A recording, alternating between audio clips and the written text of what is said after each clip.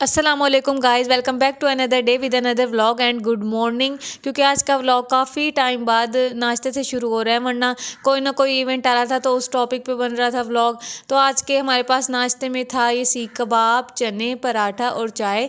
Mostly ऐसा होता है कि जब हम रात को जब भी बाहर से खाना खाते हैं तो हम वो थोड़ा एक्स्ट्रा मंगा लेते हैं, चाहे वो पीस हो, कढ़ाई हो, वट जो भी हो, ताकि ना हम मॉर्निंग में ब्रेकफास्ट में ना वो ही इस्तेमाल कर लें। क्योंकि हमारे घर में ना सब ये चीज़ें ज़्यादा शौक से खा लेते हैं नाश्ते में, तो इस वजह से हम थोड़ा एक्स्ट्रा मंगा लेते हैं। और आज मेरी खाला के घर कुरान खानी भी है, तो हम लोगों ने वहाँ भी जाना है। तो कुरान खानी में जाने से पहले पार्सल आ गया था, तो मैंने सोचा था पहले इसे अनबॉक्स कर लेते हैं। और ये मेरा पार्सल नहीं है, ये मेरी सिस्टर का पार्सल है। क्योंकि उसने कॉलेज जाना था तो उसने सोचा कि मैं कोई शूज़ परचेज़ कर लेती हूँ, तो उसने सर्विस से शूज़ मंगाया था। ब्लैक कलर अलाउ है उनके कॉलेज में, ब्लैक या वाइट, तो उसका ये ब्लैक कलर का शूज़ था। यहाँ मैंने एक बच्चे को मोबाइल पकड़वाया हुआ था, इसलिए वीडियो बार बार शेक हो रही है, उसके लिए माजरत।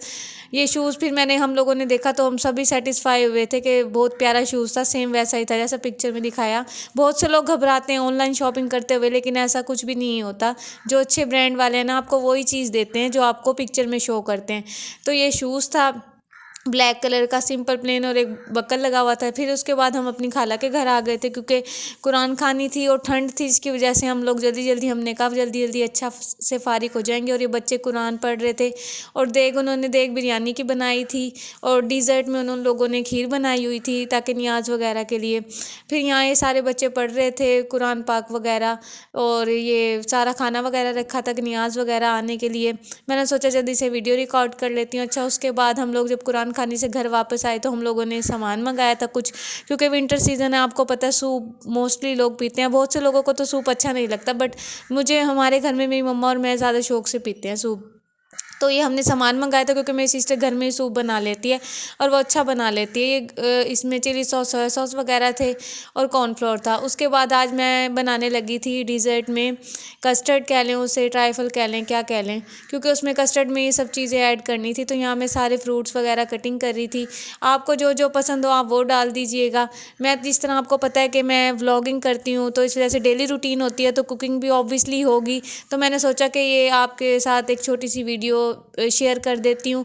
फिर यहाँ मैं बनानास कट कर रही थी, और जितनी स्पीड से नज़र आ रहा है, काश लाइफ में इतनी स्पीड से काम हो जाए तो क्या ही बात है। खैर कोई बात नहीं, हो ही जाता है काम तो। फिर उसके बाद गैस भी नहीं थी, क्योंकि गैस नहीं होती तो फिर सिलेंडर इस्तेमाल करना पड़ता है हम लोगों को, पाकिस्तान और इसके मसले। खैर उसके बाद ये मैंने सब सामान कटिंग कर लिया था। कटिंग करने के बाद मेरी मम्मा ने दूध रख दिया था पहले सिलेंडर पे कि ताकि वो बॉयल हो जाए। फिर वो हमारी हेल्प कर रही थी, क्योंकि मैंने लास्ट टाइम बनाया था तो मुझसे ख़राब हो गया था, तो उन्होंने कहा था कि अब की बार मैं सामने खड़ी रहूँगी और फिर तुम बनाना मेरे सामने। फिर ये रफ़ान का कस्टर्ड था, मोस्टली हम लोग स्ट्रॉबेरी फ्लेवर में खाते हैं, अब की बार हमने कहा चलो वनीला खा लेते हैं। और ये फिर साथ फ्रूट केक है, ये ड्राई कोकोनट कह लें इसे, वो है, और आलमंड्स है, ये साथ था। इसके आपकी मर्ज़ी होती है, जो जो आपको चीज़ें पसंद है आप अपनी चॉइस से डाल सकते हैं। हम लोगों को ये चीज़ें पसंद है तो हमने वो डाली थी।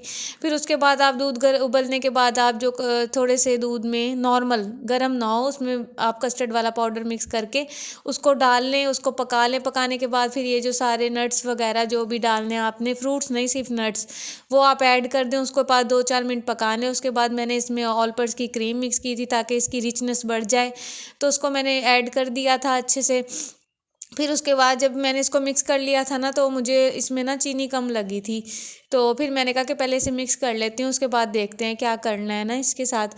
फिर उसके बाद मैंने इसमें सारे फ्रूट्स वगैरह ऐड कर दिए थे। पहले मैंने सोचा लेयरिंग करूँगी, फिर मैंने कहा नहीं, अब की बार ऐसे मिक्स करके बना लेते हैं। फिर मैंने ऐसे किया, और फ्रूट केक को मैंने इस तरह तोड़ के डाला था ताकि आप बाइट लें तो वो मज़ा आए, मतलब चंक्स आएँ थोड़े से ना आप, तो वो ही अच्छा लगता है हम लोगों को इस टाइप का। बहुत से लोग जेली वगैरह भी डालते हैं, लेकिन हम लोगों ने नहीं डाली थी, क्योंकि घर में कोई नहीं खाता फ़ायदा।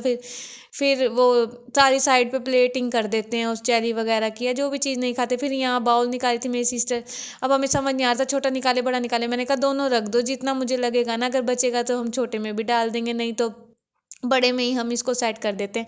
उसके बाद मैंने इसको डाल दिया था उस बाउल में डालने के बाद फिर वो जो थोड़े से फ्रूट्स वगैरह मैंने ड्रेसिंग के लिए रखे हुए थे, उन सबको मैंने ऊपर स्प्रेड किया अच्छे से। और फिर उसके बाद जो फ्रूट केक था उसको मैंने दोबारा से तोड़ के डाला था, ऐसे ऊपर से, ऐसे पीसीज में नहीं रखा था। और ये लिटरली बहुत अच्छा बना था। And again happy new year to all of you, may this year brings a lots of love and happiness for all of us.